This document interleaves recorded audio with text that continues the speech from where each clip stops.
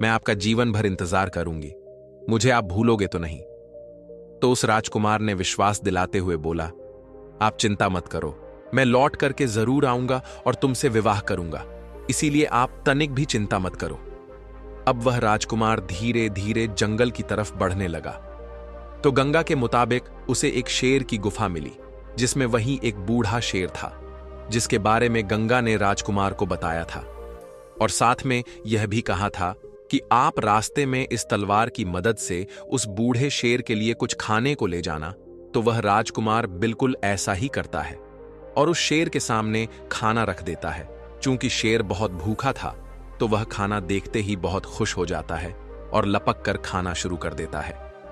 राजकुमार देखता है कि अब तो शाम हो चुकी है, जिस वजह से हल्की हल्की ठंड भी लगने लगती है और कुछ देर में अंधेरा भी हो जाएगा।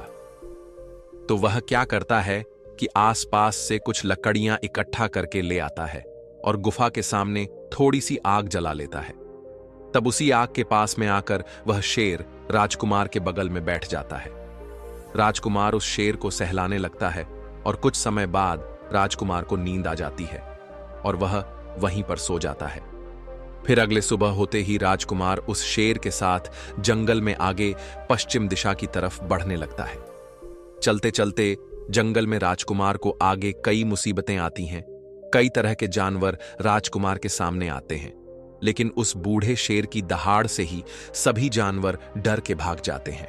और इसी तरह राजकुमार उस बूढ़े शेर के साथ चलते चलते समुद्र के किनारे पहुंच जाता है और पहुंचते ही देखता है कि थोड़ी दूर पर एक व्यापारी कई घोड़ों पर सामान लादकर कुछ सैनिकों के साथ समुद्र के तट पर खड़ा है। अब वह राजकुमार उसके पास जाता है तो व्यापारी उससे पूछता है कि कौन हो आप, यहां क्या कर रहे हो? फिर राजकुमार अपने साथ बीती हुई घटना को उस व्यापारी को बताता है और कहता है, मुझे किसी भी तरह समुद्र के उस तरफ जाना है। इतने में ही व्यापारी देखता है कि उस पार से उसकी नाव आ रही है, जिस पर वह व्यापारी सामान को रखवाकर समुद्र के उस पार पहुंचवाया करता है। नाव के समुद्र के किनारे पहुंचने के बाद वह व्यापारी सामान को नाव पर रखवा लेता है और इतने में वह राजकुमार उस व्यापारी से कहता है, आप कृपा करके मुझे भी इस नाव की मदद से समुद्र के उस पार पहुंचा दें।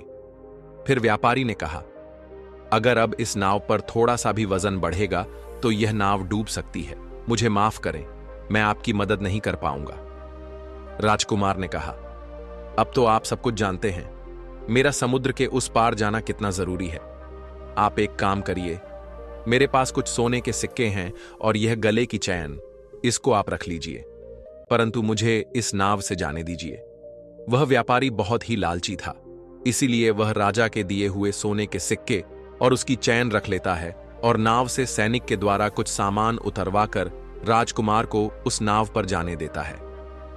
प्यारे दोस्तों, इस तरह राजकुमार उस नाव पर बैठकर समुद्र के उस पार गुल और सरोवर की कहानी की तलाश में निकल जाता है। ठीक 12 दिन बाद राजकुमार समुद्र के उस पार एक नगर में पहुंच जाता है और नगर में गुल और सरोवर की कहानी की तलाश में इधर उधर भटकने लगता है और देखते देखते वह राजकुमार एक राज्य में पहुंचता है और जिस राज्य में वह पहुंचा उस राज्य का नाम गुल होता है और वहां के राजा का नाम सरोवर था। वहां पर पहुंचकर राजकुमार देखता है कि सरोवर नाम के राजा के राज्य में नृत्य कला होती थी और वहां पर कई लोग आया करते थे, संगीत बजता था, सभा में चारों ओर आनंद का माहौल रहता था। और राजकुमार ने क्या किया, वह उन्हीं लोगों के बीच में जाकर बैठ गया। अब वह 3-4 दिन लगातार वहां पर आता है और चुपचाप चला जाता है, लेकिन किसी से कुछ नहीं कहता। एक दिन सरोवर नाम के राजा की नजर उस पर पड़ गई और सरोवर नाम के राजा ने उसको उठाया। सभा के अंत में उससे कहा, मैंने आपको देखा कि आप 3-4 दिन से आते हो, ना किसी से कुछ कहते हो और ना ही किसी से कुछ बोलते। आप इस राज्य के नहीं लगते हो, इससे पहले कभी यहां दिखाई भी नहीं दिए। कौन हो आप, क्या करना चाहते हो? राजकुमार को तो गुल और सरोवर की कहानी पता करनी थी और उसे अच्छी तरीके से पता था कि इस कहानी के बारे में सरोवर नाम के राजा को जरूर पता होगा। इसलिए राजकुमार सरोवर नाम के राजा से कहता है, महाराज, मैं कुछ संगीत गाना चाहता हूं। यह सुनकर सरोवर नाम के राजा उनसे बोलते हैं, कौन सा संगीत? ठीक है, आप सुनाइए।